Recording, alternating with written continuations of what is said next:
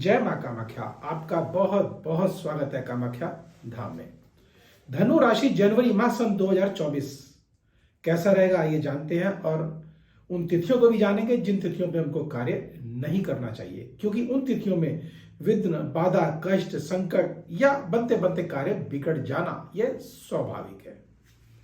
और जो ग्रह अशुभ है इस माह में, उनको शुभता में कैसे बदला जाए यह भी जानेंगे, और एक महा उपाय करके निश्चित इस माह की जो अशुभता है उसको शुभता में बदला जा सकता है।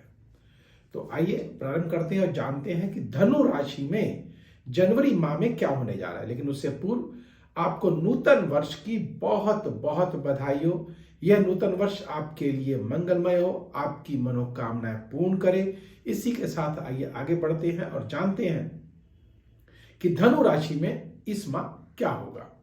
और एक विशेष जानकारी और आपको मैं देता हूं कि अगर आप किसी अदृश्य शक्तियों के शिकार हो गए, अर्थात आपने अपनी कुंडलियों का आकलन करवाया, उपाय भी किए, लेकिन आपको उसका फल नहीं मिला और आप बड़े निराश हो रहे हैं, हताश हो रहे हैं, परेशान हो रहे हैं कि ये शास्त्र गलत है, इस भूल में बिल्कुल मत रहिएगा। आप अपनी पत्रिका हमको आप दिखाइए और अपनी समस्या मत बताइएगा। हम आपको आपकी समस्या बताएंगे कि आपके साथ इस समय यह घट रहा है। अगर ऐसा हम सही बता देते हैं तो निश्चित है उसका जो हल है, जो रेमेडीज है, वो भी हम आपको सही देंगे। तो आप ठगे ना जाएं, अर्थात अपनी समस्या पहले किसी को ना बताएं। ये एक महत्वपूर्ण जानकारी आपके समक्ष है। और आगे बढ़ते हैं, जानते हैं कि धनु राशि में इस माह क्या होगा। धनु राशि के स्वामी देव बृहस्पति देव हैं, जो कि पंचम भाव पर बैठे हैं।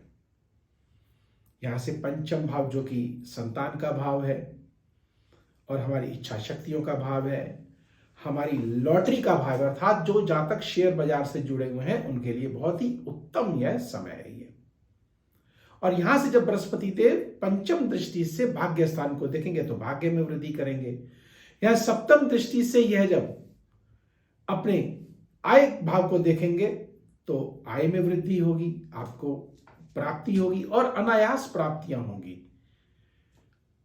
और क्योंकि राहु देव भी आपके चतुर्थ भाव पर बैठे हुए हैं और दशम भाव को देख रहे हैं, अर्थात आपको ऊंचाइयां भी आपको निश्चित मिलने जा रही हैं। अर्थात आपको प्रमोशन अगर आपका ड्यू है तो वह अवश्य होता हुआ दिखाई दे रहा है और व्यापार में भी आपको सफलता अवश्य दिखाई दे रही है। लेकिन केतु देव दशम भाव पर बैठे हैं तो यह जो है आपको अचानक ऊपर उठा भी सकते हैं, नीचे आपको ला भी सकते हैं। ये ध्यान रखिएगा, केतु एक झंडा होता है और झंडा जो है अगर हमारे ऊपर लग गया तो देखो आप खुद आप समझदार हैं, और अगर झुक गया ये केतु, अगर आपकी कुंडली में सही नहीं हुआ तो आप समझदार हैं कि निश्चित सफलता मिलते मिलते आपको रह जाएगी। यह अपनी कुंडलियों का आकलन आप अवश्य करा लीजिएगा।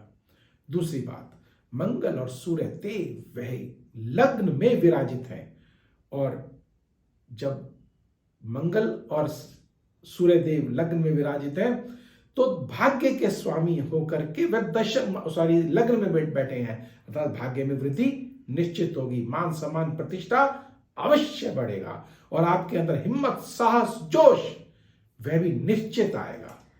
और संतान पक्ष की तरफ से भी आपको कोई ना कोई शुभ मंगल कार्य भी अवश्य होता हुआ दिखाई दे रहा है।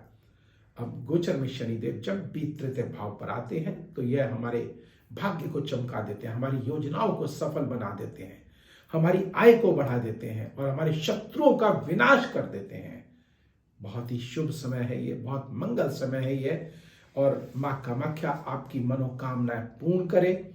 और लेकिन एक बात आपको मैं और सचेत कर देना चाहता हूं, बता देना चाहता हूं कि बुध और शुक्र देव यह जो है आपके द्वादश भाव पर विराजित है। द्वादश भाव में जब भी कोई भी ग्रह आके बैठता है तो वह अपने शुभ कर्म जो है वह उसको न्यून कर देता है, अर्थात जो शुभता होती है वह खो जाती है। तो ये ना हो इसके लिए क्या करें, इसके लिए भी आपको एक छोटा सा उपाय बताऊंगा।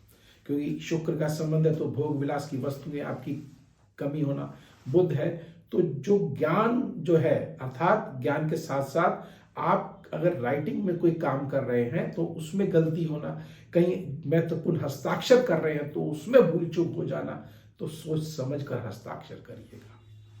इस बात का भी आप विशेष ध्यान रखिए। और जो स्वास्थ्य की दृष्टि से भी आपको मांसपेशियों में विशेषतः आपको दिक्कत आ सकती है, और ऐसा ना हो इसके लिए एक छोटा सा मां कामाख्या का उपाय करेंगे, जिसको करके निश्चितता इस माह को आप मंगलमय और चमत्कारी का बना सकते हैं। वह क्या है?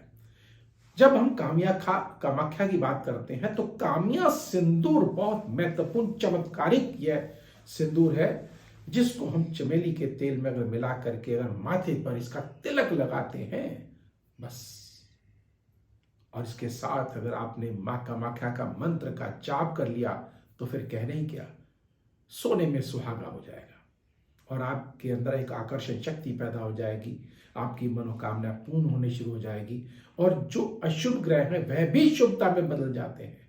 यह एक मां कामाख्या सिंदूर का चमत्कारिक प्रभाव है। तो अब मुझे दीजिए आज्ञा। जाने से पूर्व एक छोटा सा निवेदन भी करूंगा कि लाइक करें, सब्सक्राइब करें और बेल बटन को अवश्य दबाएं। और हाँ, उन तिथियों को भी आप जरूर नोट कर लीजिएगा जिन तिथियों पे हमको कार्य नहीं करना। वह तिथियां कौन सी हैं? 15, 16, 24, 25, 26, 7 और 8, इन तिथियों को भूल कर भी कार्य ना करें। अगर करना भी पड़े तो जो मैंने आपको उपाय बताया है उसको आप अवश्य कर लीजिएगा। निश्चितता जो अशुभता है वह कोसों दूर अवश्य चली जाएगी। अगर ऑनलाइन या ऑफलाइन मां कामाख्या का कोई अगर पूजा पाठ कराना चाहते हैं या चंडी पाठ कराना चाहते हैं, अभी गुप्त नवरात्र भी आगे आएंगे, और उस गुप्त नवरात्र में गुप्त मां के गुप्त अगर आपने अगर उपाय कर लिए तो निश्चित आपकी मनोकामनाएं अवश्य पूर्ण होगी। तो अब मुझे दीजिए आज्ञा। जय मां कामाख्या।